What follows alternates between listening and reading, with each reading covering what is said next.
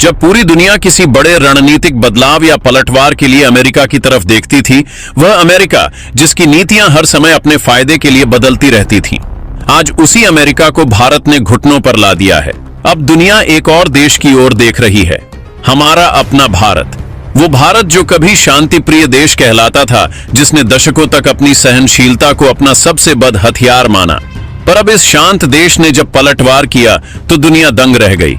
जी हां, अमेरिका की उन्हीं कंपनियों पर भारत ने कहर बरपा दिया है और इसी डिजिटल टैक्स पर भारत ने ऐसा यू टर्न लिया है कि अमेरिकी संसद में बैठे ट्रंप हो या वहां के प्रतिनिधिमंडल सब सोचने पर मजबूर हो चुके हैं कि आखिरकार जिस यू टर्न को पश्चिमी देश लेते आए हैं, इस तरकीब का इस्तेमाल भारत कैसे कर सकता है।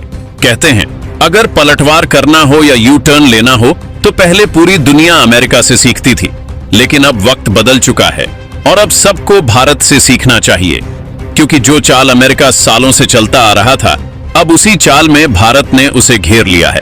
असल बात शुरू होती है डोनाल्ड ट्रंप की हाल की एक धमकी से, जिन्होंने गुस्से में आकर यह तक बोल दिया कि भारत हमारे देश से पैसा भी कमाता है और हमारी कंपनियों में नौकरी भी हथियाता है, तो यह बंद होना चाहिए। कहने का मतलब साफ था कि गूगल, माइक्रोसॉफ्ट और एप्पल जैसी हाईटेक कंपनियों में अब भारतीयों को हायर नहीं किया जाना चाहिए, यानी जो भारत के लोगों ने अमेरिका की अर्थव्यवस्था को आसमान की ऊंचाई पर अपने दम पर उठाए हुए हैं।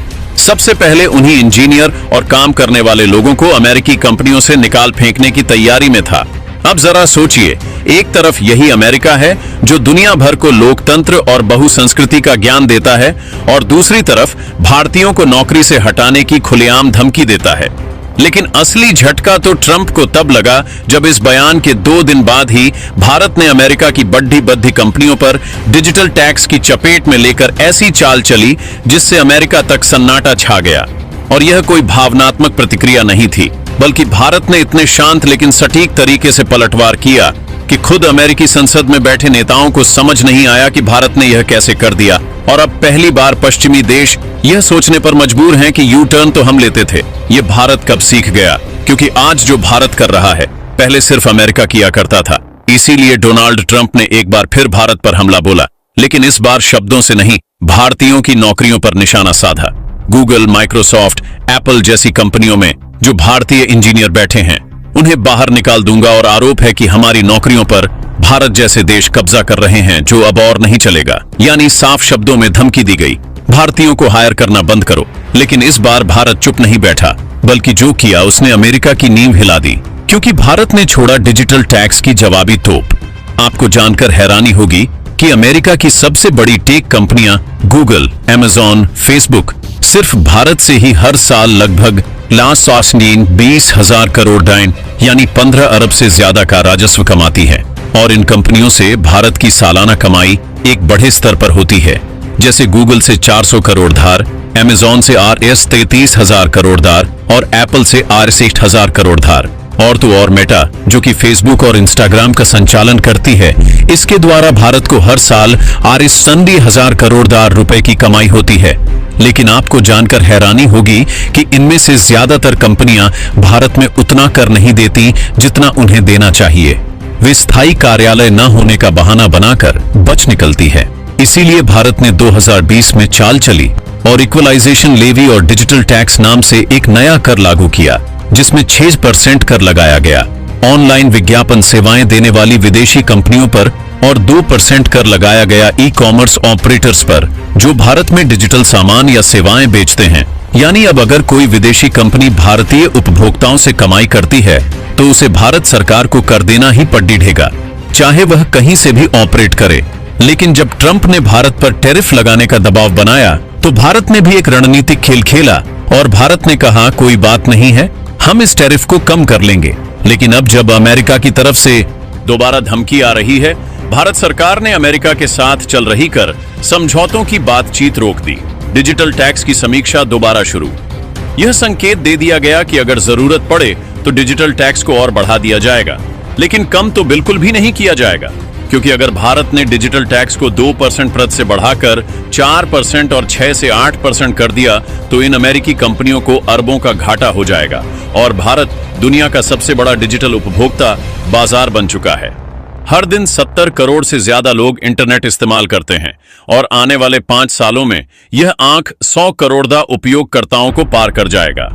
देखा जाए तो गूगल और मेटा को सबसे ज्यादा विज्ञापन राजस्व भारत से मिल रहा है और अमेज़न भारत में सबसे ज्यादा ग्राहक चोर डेट रहा है। और साथ ही एप्पल ने अभी भारत में आईफोन असेंबली यूनिट लगाई है। अगर भारत कर बढ़ा दे या नीति सख्त कर दे तो इन कंपनियों को अरबों का नुकसान होगा। जब ट्रंप ने भारत के इंजीनियरों और पेशेवरों को बाहर निकालने की धमकी दी तो भारत ने सिर्फ एक बयान नहीं दिया बल्कि एक मजबूत आर्थिक नीति से पलटवार कर दिया। पहले अमेरिका पूरी दुनिया में घूम घूम कर अपने हिसाब से नियम बनाता था और जो देश नहीं मानते उनके ऊपर आर्थिक प्रतिबंध, जुर्माना और दबाव डाल देता। लेकिन अब भारत ने दिखा दिया कि डिजिटल दुनिया के असली बादशाह हम हैं। भारत ने 2020 में जब 2% डिजिटल टैक्स लागू किया तो सबसे पहले बौखलाया अमेरिका, क्योंकि अकेले इस टैक्स से अमेरिका की 40 से ज्यादा कंपनियों को हर साल 4000 करोड़ रुपए से ज्यादा का नुकसान होने लगा। और भारत ने सिर्फ अमेरिका को नहीं बल्कि गूगल, फेसबुक, अमेज़न जैसी 19 विदेशी कंपनियों पर कर लगाया, जिनमें से बेहतर सिर्फ अमेरिका की है। आपको बता दें कि अमेरिका ने भारत के खिलाफ विश्व व्यापार संगठन WTO में शिकायत भी की थी और बोला था कि भारत का डिजिटल टैक्स भेदभावपूर्ण है और अमेरिकी कंपनियों को निशाना बना रहा है। भारत को अमेरिका उस समय भी नहीं फंसा सका क्योंकि हम किसी एक देश को नहीं, हर उस विदेशी कंपनी को कर के दायरे में लाए थे जो भारत के लोगों से कमाई करती है। यानी भारत ने WTO में अमेरिका को हरा दिया और डिजिटल टैक्स को अंतरराष्ट्रीय स्तर पर वैधता दिलवा दी। सबसे दिलचस्प बात यह है दोस्तों कि अमेरिका खुद तो अपनी कंपनियों के लिए विदेशी कर क्रेडिट्स देता है, लेकिन जब भारत ने कर लगाया तो उसे गलत बता दिया। अमेरिका चाहता था कि भारत जैसे देश कर ना लगाए ताकि उनकी कंपनियां अरबों डॉलर कमाएं और एक पैसा भी कर्म में ना दें। कुछ साल पहले तक भारत वैश्विक मंचों पर अपनी बात रखता था, कूटनीतिक तरीके से अपने तर्क देता था, लेकिन उसका उत्तर या तो मौन रहा या फिर उसे हल्के में लिया गया। भारत की सीमाओं पर अतिक्रमण की कोशिशें होती रहीं, आतंकवाद को लेकर वैश्विक मंचों पर बातें होती रहीं, लेकिन कभी किसी बड़ ताकत ने भारत की चिंताओं को पूरी गंभीरता से नहीं लिया। पर कहते हैं ना, हर सहनशीलता की भी एक सीमा होती है और भारत ने जब अपनी रणनीति बदली तो वह शांत मोड से सक्रिय मोड में आ गया। शुरुआत में किसी को भनक तक नहीं लगी कि भारत कोई बद्ध कदम उठाने वाला है। सबको यही लग रहा था कि भारत एक बार फिर कूटनीति और शांति की राह अपनाएगा। लेकिन इस बार भारत ने सिर्फ बात नहीं की बल्कि ऐसा कदम उठाया जिसकी गूंज वॉशिंगटन से लेकर बीजिंग तक सुनाई दी। भारत ने पहला वार किया अपनी नीति में बदलाव से। उसने साफ कर दिया कि अब भारत प्रतिक्रिया नहीं देगा। अब भारत इंतजार नहीं करेगा कि कब कोई हमला करे या कब कोई उकसावे की कार्रवाई हो, बल्कि अब भारत पहले से हर चाल को भांपकर अपने तरीके से जवाब देगा। दूसरा झटका आया अर्थव्यवस्था के मोर्चे पर। जब पूरी दुनिया चीन के उत्पादों पर निर्भर थी, भारत ने आत्मनिर्भर भारत का ऐलान करके यह बता दिया कि वह अब किसी पर निर्भर नहीं रहना चाहता। लेकिन असली चौंकाने वाला मुद्दा तब आया जब भारत ने न केवल अपनी जरूरतों को पूरा किया बल्कि अन्य देशों को भी आपूर्ति देना शुरू कर दिया, मेडिकल उपकरणों से लेकर प्रौद्योगिकी और रक्षा उपकरणों तक। अब तक सबको यही लग रहा था कि भारत केवल अपने बचाव में लगा है, लेकिन यहीं पर भारत ने तीसरा और सबसे बड़ा रहस्य खोला। भारत ने रणनीति के उस स्तर पर काम करना शुरू कर दिया जहां न कोई प्रचार था, न कोई शोर, सिर्फ क्रिया। और जब परिणाम सामने आए तो पूरी दुनिया को समझ में आया कि भारत अब वही देश नहीं रहा जो सिर्फ बैठकर प्रतिक्रिया देता है। वह अब वैश्विक मंच पर चालें चलता है, और वह भी ऐसी चालें जिन्हें समझने में दूसरे देशों को वक्त लग जाए। उदाहरण के तौर पर देखें तो एक ओर भारत ने क्वाड जैसी गुटबंदी को मजबूती दी तो दूसरी ओर रूस से अपने संबंध भी मजबूत बनाए रखे। जब अमेरिका ने दबाव डाला कि भारत को रूस से दूरी बनानी चाहिए, भारत ने संयम के साथ लेकिन दृढ़ता से जवाब दिया। भारत अपने राष्ट्रीय हितों से समझौता नहीं करेगा। यहीं पर अमेरिका को समझ में आया कि अब भारत सिर्फ दोस्ती की भाषा नहीं, बराबरी की भाषा भी बोलता है। इसका चरम बिंदु तब आया जब भारत ने तकनीकी क्षेत्र में अपना परचम फहराया। जहां चीन की कंपनियों को भारत में प्रतिबंध किया गया, वहीं भारत ने 5G, चंद्रयान और रक्षा क्षेत्र में आत्मनिर्भरता का जो प्रदर्शन किया, उसने भारत की छवि एक सॉफ्ट पावर से एक स्मार्ट पावर में बदल दी। अब असली रहस्य का जवाब क्या यह सब पहले नहीं हो सकता था? बिल्कुल हो सकता था। भारत के पास सामर्थ्य पहले भी था, लेकिन कभी राजनीतिक इच्छा शक्ति नहीं थी, कभी वैश्विक समर्थन नहीं। पर अब जब भारत ने अपना स्वरूप बदला, अपनी चुप्पी को ताकत में बदला, तब दुनिया को समझ में आया कि भारत के अंदर वह शक्ति पहले भी थी, बस उसने समय का इंतजार किया। अब अमेरिका, जो कभी भारत को रक्षात्मक शक्ति मानता था, अब खुद भारत के साथ सैन्य समझौते करने को आतुर है। यूरोप, जो भारत को सिर्फ एक बाजार समझता था, अब भारत को नीति निर्धारक के तौर पर देखने लगा है। और सबसे अहम पड़ोसी देशों को यह स्पष्ट संदेश मिल गया है कि भारत की चुप्पी अब कमजोरी नहीं, बल्कि तूफान से पहले की शांति है। अंत में यही यूटर्न सबसे चौंकाने वाला है। भारत, जिसने दशकों तक संयम रखा, अब उसी संयम को अपनी सबसे बड़ी रणनीति बनाकर ऐसा रहस्य पैदा कर रहा है कि हर अगला कदम भविष्य की स्क्रिप्ट लिख रहा है। यह सिर्फ नीति परिवर्तन नहीं है, यह एक मानसिक क्रांति है जो बताती है कि यदि कोई देश चुप है तो इसका मतलब यह नहीं कि वह कमजोर है, और अगर भारत ने अब अपनी दिशा बदल ली है तो दुनिया को अब उसकी चालें नहीं, उसका इरादा समझना होगा।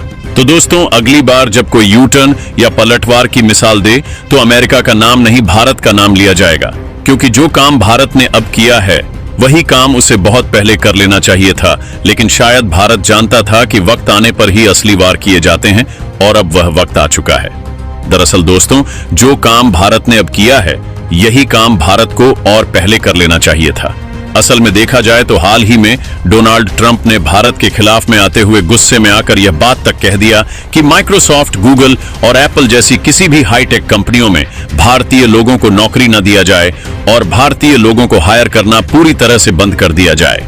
लेकिन ट्रंप की तरफ से इस तरीके की बात कहे 2 दिन भी नहीं बीते थे कि इधर खबर आ रही दुनिया भर की राजनीति, कूटनीति और वैश्विक अर्थव्यवस्था में भारत आज जिस तरह से मुखरता और आत्मविश्वास के साथ अपने हितों की बात करता है, वह 1 दशक पहले तक असंभव सा लगता था।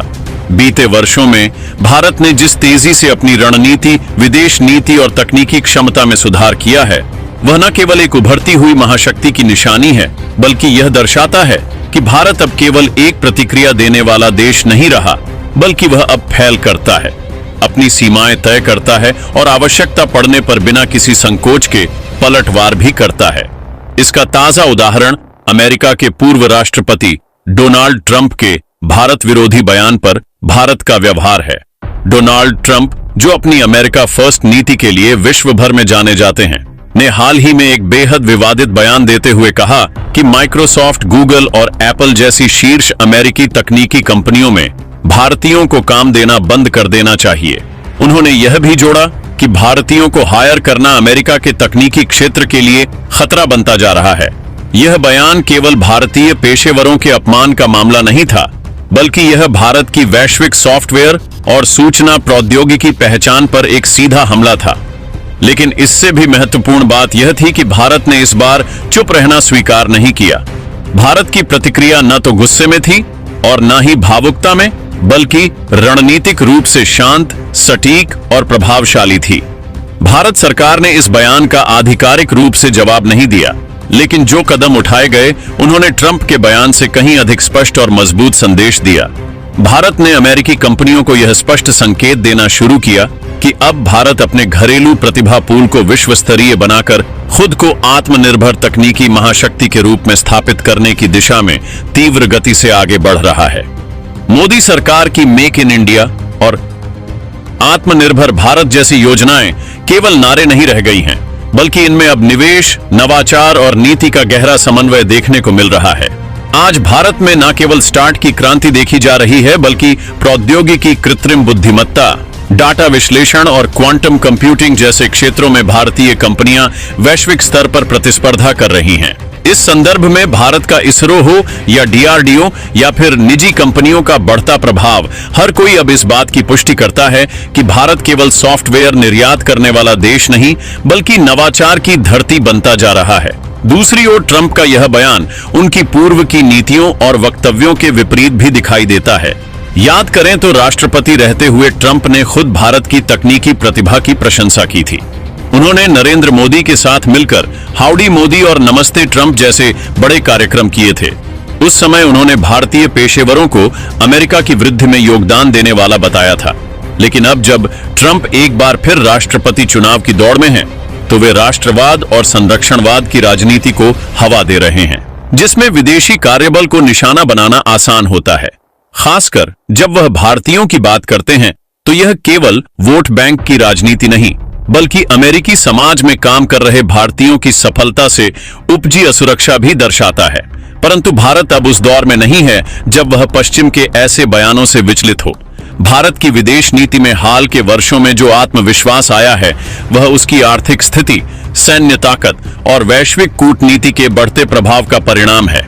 भारत आज क्वाड जैसे वैश्विक समूहों का अहम हिस्सा है, ब्रिक्स की अगुवाई करता है, G20 की अध्यक्षता कर चुका है और अब संयुक्त राष्ट्र सुरक्षा परिषद में स्थायी सदस्यता की मांग को लेकर वैश्विक समर्थन जुटा रहा है। इन सब के बीच अगर कोई पूर्व अमेरिकी राष्ट्रपति यह कहता है कि भारतीयों को हायर करना बंद कर दिया जाए, तो भारत अब उसे अपने आत्मसम्मान पर सीधा आघात मानता है और उसी स्तर पर प्रतिक्रिया भी देता है। भारतीय सूचना प्रौद्योगिकी क्षेत्र की सफलता का सबसे बड़ा प्रमाण यह है कि आज गूगल के मुख्य कार्यकारी अधिकारी सुंदर पिचाई, माइक्रोसॉफ्ट के मुख्य कार्यकारी अधिकारी सत्य नडेला और IBM की पूर्व प्रमुख अरविंद कृष्णा जैसे लोग भारतीय मूल के हैं। ये केवल पेशेवर नहीं है, बल्कि वे अमेरिका की प्रौद्योगिकी की रीढ़ हैं। और अब दोस्तों, आपको हमारी यह वीडियो कैसी लगी?